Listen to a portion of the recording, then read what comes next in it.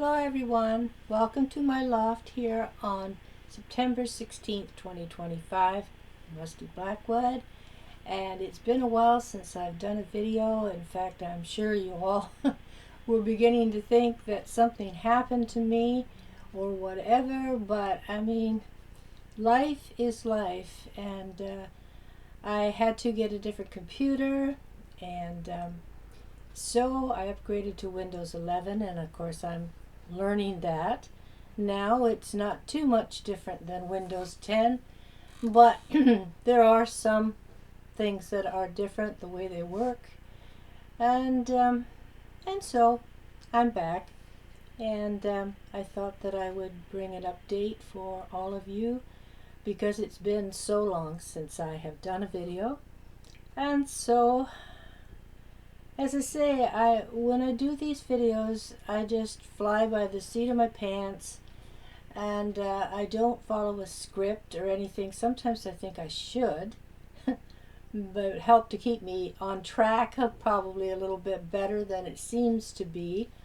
But just give me a second here to think about what I'd like to talk about in my compacted amount of time that seems to go by just like that. And so before I begin, I'm going to wish you all a good day and cheers to each one of you. I should actually say good morning for a change because it's still morning here in Niagara, almost done. I think we're 10 minutes to noon. But anyway, I'm here, and I hope everybody on the other side of the screen has been managing okay with the way things, the outrageous world we live in. Before I begin, I want to pay homage to Charlie Kirk and Charlie Kirk's wife and children. Such a needless act of evilness. I have no words. It's gotten to the point where you have to be careful what you say, because some nonsensical person, mentally ill obviously, will get triggered, and then the next thing you know, your life is wasted, it's taken, you're assassinated, simply because you might have a different opinion than they do. And instead of reacting with sanity and common sense, they revert to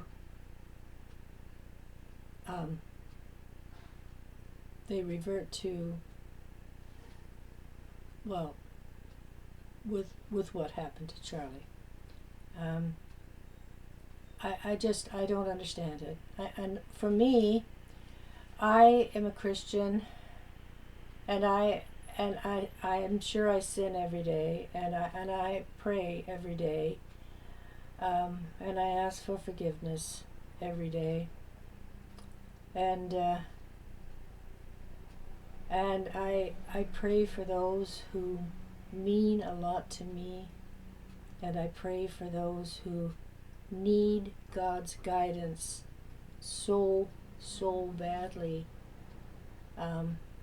There's not just one person involved in this evilness that just happened. It is a bunch of people that are obviously have lost their way. I don't want to say ill things against liberal-minded people, because everyone has the right to their own opinion and to voice their own opinion without fear of being accosted or being beaten or being shot, put to death, however. We have got to get back to basics. We need God in our homes, in our lives, and prayer in our homes, and guidance from the Lord to teach our children from the time they are old enough to even listen. We teach them right from wrong. We teach them that to pray, and we teach them the right road to follow. However you view God, whomever you feel He is, to me He is the creator of us all. He is everything. Jesus Christ was brought here to save us, and He did. He gave His life for each one of us so that we could be exonerated, I suppose, from sin.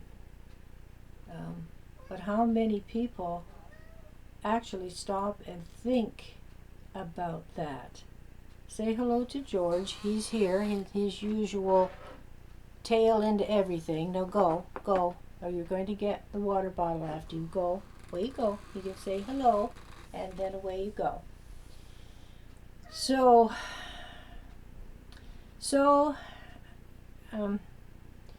Charlie Kirk, in my view, I didn't follow Charlie Kirk a lot. I would watch when he would do a video. He would, do a new video where he would be at whatever university campus, trying to help all these young people that have been so indoctrinated to believe such nonsense and follow this evil course.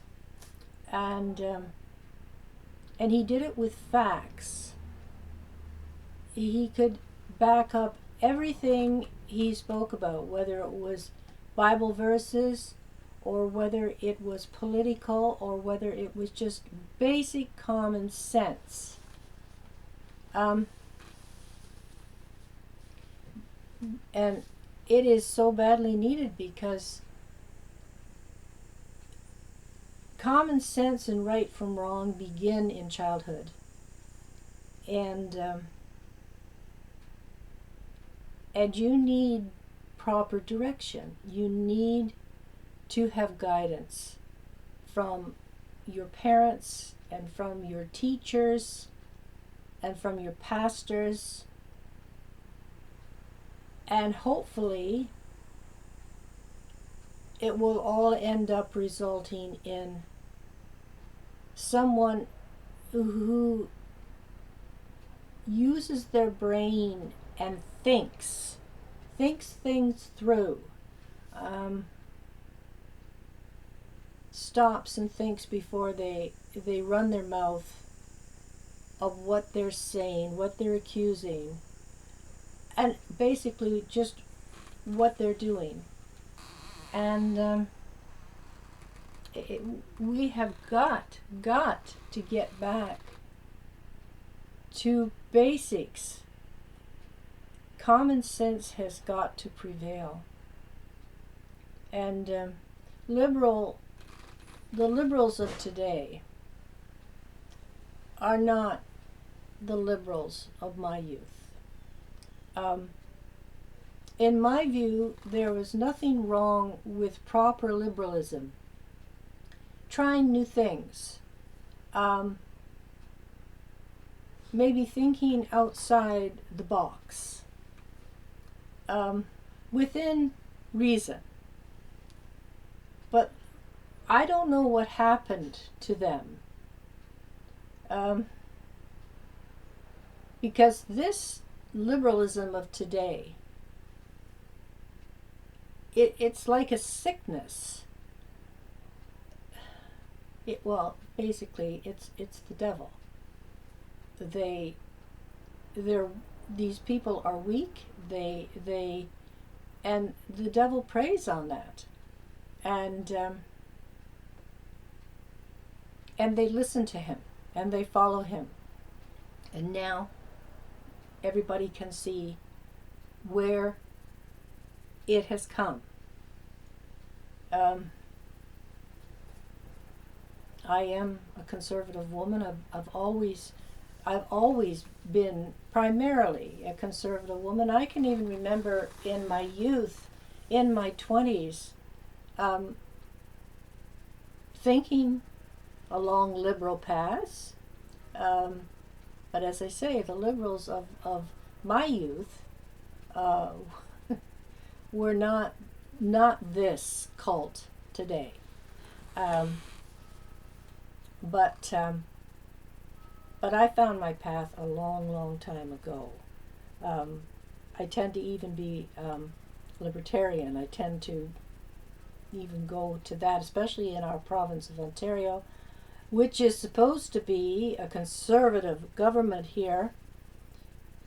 And Doug Ford, talk about a disappointment. I even met him one time. This was when he was running for office the first time. He came to St. Catharines, and I went where he was having his rally, and I met him, and I spoke with him, and he seemed genuine, as much as a politician can be genuine. I do not put 100% of my trust in any politician, regardless of their political stripe. Actions speak louder than words, and Doug Ford's, I'm sorry, he is no conservative. If he thinks he is, he's got a very sick, twisted view of it, because he is not conducting himself or his party in a conservative way, and I wish people would finally open their eyes and realize exactly what's going on. And so anyway, I don't know, we don't know from day to day what horrific thing is going to happen, or to who, or to whom. But enough of that. I've moving right along on Before the Grandeur, the making of a horsemaster. I hope to be able to publish and release that novel, that prequel to my autumn series of books that you see here, by the end of this year, sometime in December. But that's what I'm looking to do. Now, whether or not that is going to materialize or not very much depends on, there again, life, and what can happen and what can throw you off center, or throw stuff in your way. But that's what I'm looking. That's the time frame that I'm looking at. But if not, it will be in the spring of 2026. It will come. I don't get upset anymore when I think about the time frame between the last release, which would be Return to Autumn Part 2, which ends the series. Because it happens when it happens. And I'm enjoying it. That's the main thing that I find for myself in writing, is to enjoy what it is that I'm creating, that I am writing. because I mean, if I can't get enjoyment out of what I write, it's, you know, no reader is going to get it either. And so I take my time and I listen to my muse, and when my muse speaks to me, I write. And there's no set time limit, no schedule. It happens when it happens. And I think each writer has to find what best works for them and apply it to what they're doing. And I learned that a very, very long time ago. And it's amazing when I sit and think about it and look back over the amount of time that I have given to this craft. You know, it's well over 20 years. It's from the time that I settled down and became a serious writer. That was in 2001, and I was still working full time at my residential service, and so I could only devote after work and the weekends to writing. And when I did Passions in Paris, what became Passions in Paris, Revelations of Lost Diary, started out in a two-part Passion in Paris, Connections to the Past and Directions of the Heart. And I was not satisfied with it at all, and so I decided, no, I wanted to do it all in one book, which I did, and of course it became a grand scale novel. And live and learn, you know. I will never do another grand scale. I mean, that is the reason, obviously, that I found out the hard way. By doing a book in 2 parts or 3 parts or whatever, so that you don't end up with a huge page count. Passions is 818 pages long, and it tells the complete story of Joy and Cully and what happens to them all in one book rather than 2. To me, it is still a great story. I'm still very, very proud of the story and the characters in it and the story they tell. And then, of course, it was followed with Willow's Walk, and Willow's Walk was my first 5-star novel that was 5 stars given to me by Reader's Favorite Books. And they did this while it was still in pre-release. I hadn't finished it yet. I hadn't released it. And I had just sent it to Reader's Review for their opinions and their take on the story, and what they thought of it, if they thought it was worthwhile going through the publishing process to put it out, whether it would be accepted well, because I mean it tells quite a impactful story. It carries a message through it, and I'm not going to tell you what that is, because of course I hope that you'll pick up a copy and find out for yourself. But it is a very serious situation that Willow finds herself in, all because of some bad choices she made, and where it ends up taking her, and what her future could hold. And the worst part of it is, it goes on every day, with innocent people getting pulled into situations, especially in an internet chat room, that can lead to their demise, what it can lead to. And yet, no, it continues to go on. And so I said, if I could even reach one person in Willow's Walk that might help them, might save them, then my work is done. I accomplished what I set out to do. And so I hope you'll check it out.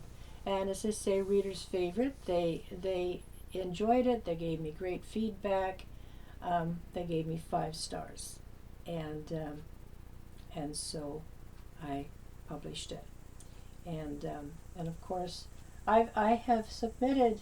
I didn't do that with with Passion in Paris, but because I didn't know about readers' favorite books at that time, and or wasn't connected. My marketing rep and publicist and producer, he got me connected with readers' favorite books, and it was one of the best connections I could have ever made. And so when I did the autumn series, I did the same. I submitted them to readers' favorite books, and again, they were very pleased with them, and they gave them 5 stars. And I have some great reviews. I know there's seems to be so many people, but of course that do marketing and do reviews and do videos, theatrical trailers and things like that. They're constantly after, especially an independent author, to hire them to do work for you. And of course they are always using the guise, you've only got so many reviews on Amazon, and so therefore you're invisible, blah, blah, blah, blah, blah, blah. And I mean, Amazon's algorithms are always changing. It doesn't matter from one day to the next. You can spend literally your life's income on all these people. Supposedly, you hire me, and I'll do it for just this amount of money, and you've got to get more reviews on Amazon, because if you don't, nobody's going to know anything about you. And I'm sorry. I have been in this business a very long time, and you use your website to your best advantage for your reviews that come to you. For them thinking that I've no reviews. No, I don't have very many reviews on Amazon. If people even purchase on Amazon, the thing of it is, they can purchase a book. But that doesn't mean they're going to write a review. And I find a lot of people, when they read a book, however they've read it, whether they bought it or whether they borrowed it from somebody, they get through it and they can say, oh, they liked it, they enjoyed it and everything, but they don't write a review. You can't force people, first and foremost, you can't force people to buy your work. You can only make it as appealing as you can, and keep it before the public's eye however you can. And but you can't force people to buy your work. And you cannot force people to review your work. So that, if I've got any aspiring young writers watching this, don't let them try to tell you that unless you do this, unless you do that, unless you do that, you're never going to get anywhere. They're doing that for their bank account. They're certainly not doing it for yours, even though this is what they tout all the time, that what they're going to do for you. And but always remember, word of mouth is one of the best ways of selling books. You have people buy your work and enjoy your work, and 9 times out of 10 they're going to tell their friends, they're going to tell their family, and they're going to go and get a copy or order a copy or whatever. It doesn't matter how much marketing, how many videos, how many whatever you do. You cannot force people to buy your work. And I get so sick and tired of every day. My inbox and my email is full of all of these people. Each one of them trying to get me to hire them. And I'm telling you, if I could have what I have spent along the way since my very first publication, if I could have it all in my bank account today, I would never have to worry a day for the rest of my life. Um, it would be phenomenal. I've never sat down and figured it out because I don't think I really want to know. Um, I am not J.K. Rowling's. I don't have that kind of an income. Um, there again, a lot of people seem to think because you write a book and you publish a book, you're sitting on Wealth Avenue or something. Uh, no, no. Most of my sales are Kindle, and I'm certainly not raking in huge royalties off of that. I have the odd paperback sale. I have the odd hardback sale because this series is all available in hardback. This is my only books that are available in hardback. Passions, Revelations, and Willow's Walk is available in Kindle and paperback. But my autumn series is the only series that is available in hardback as well. And and my work is available on Goodreads, All Author, Reader's Favorite Books, and my own website, rusty-blackwood.com. You can go there, go to the book page, and you can see endless amounts of reviews for all of my work. So don't be put off because you're not finding endless reviews on Amazon of my work. I don't consider myself a failed author in any way because I've just got a few reviews on Amazon. There are reviews on Goodreads, on All Author, but definitely on my website. They go on and on and on. So if you're into reviews, if you want to, naturally you got to have reviews. I have both editorial and reviews from readers, and those are the ones that I enjoy and appreciate the most because they're coming from readers that are looking for entertainment, and they have been entertained, and to me, to know that is that's why I do it. I went into this realistically when I first started publishing back in 2009, and there's always that chance that somebody's going to pick you up, somebody's going to see your work, and pick you up and whatever. But as I've said many times, this is why I'm an independent, because I don't want to be pigeonholed into a standard house's rules and regulations and schedule, like book. To me, it's an assembly line. It's not coming from my soul, I guess.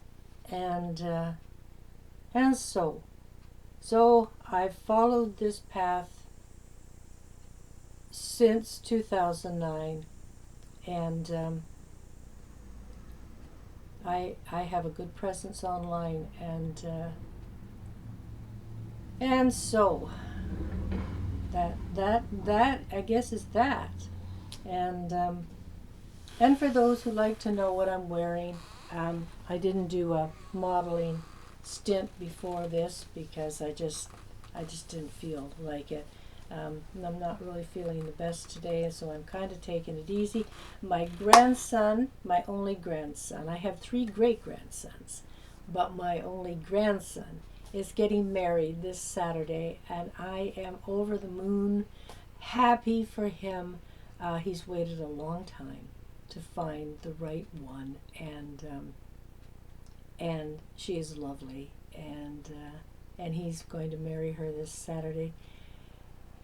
And I'm getting so excited, and I will try to because I never post pictures of my minor grandchildren or great grandchildren, just for safety reasons because of so many psychos out there.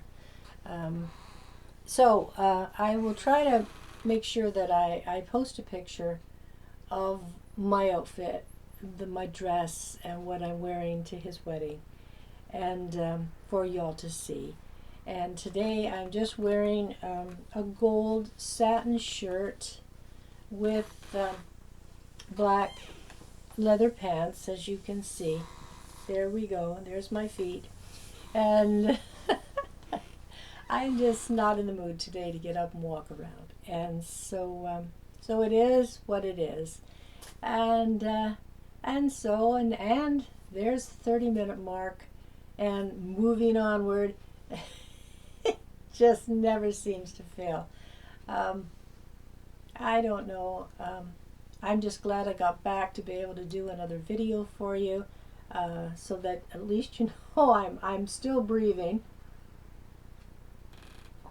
and everything is coming along, slow but sure.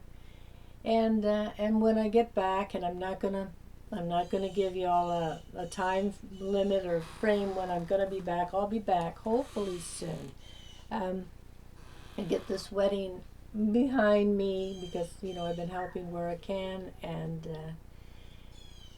spending as much time with my great grandsons as I can, especially the youngest one, because he's not in school yet. The oldest and the middle one, they're both in school, and so I get to spend a lot of time with my youngest one, the one I always refer to as Carter T. And he goes to school, to junior kindergarten next year. And so while I've got the time to spend with him, and we play, and I just adore it. I really do. And if I've got the choice to spend time with him and his mom, or him by himself, or sit at my keyboard and work, I don't think I have to tell you which one I choose. And so might let you know, a clue in by the amount of time it's been since my last video. And so anyway, I'm going to wish God's blessings to each one of you. Please, please, take the time, if you haven't done it in a long time. Sit down, just you and the Lord, and pray. Talk to Him, and give Him your problems. Tell Him how you feel, and ask for His guidance, and you will receive it.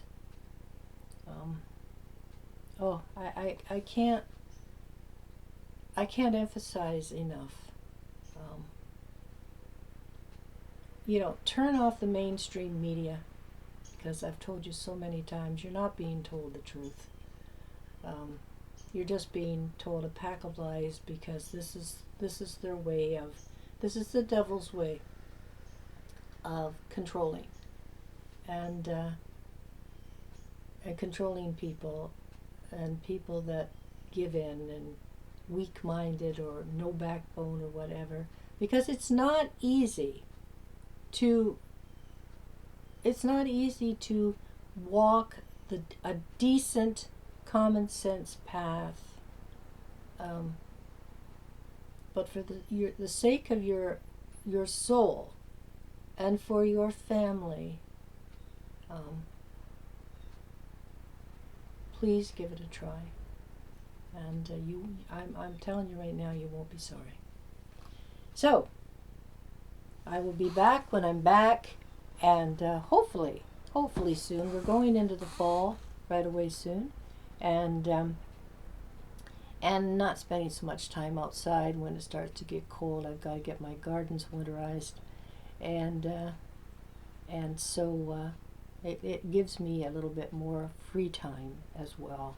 And of course my work takes up a lot of my free time, and or free time, whatever you would consider it to be, free or whatever. But so stay well, stand strong, and find something to smile about every day, because there is something to smile about every day if you take the time to look. So take care, everybody, and as my little great-grandsons are now saying, peace and love everybody, and I wish the same to all of you. I'll see you soon. Peace out.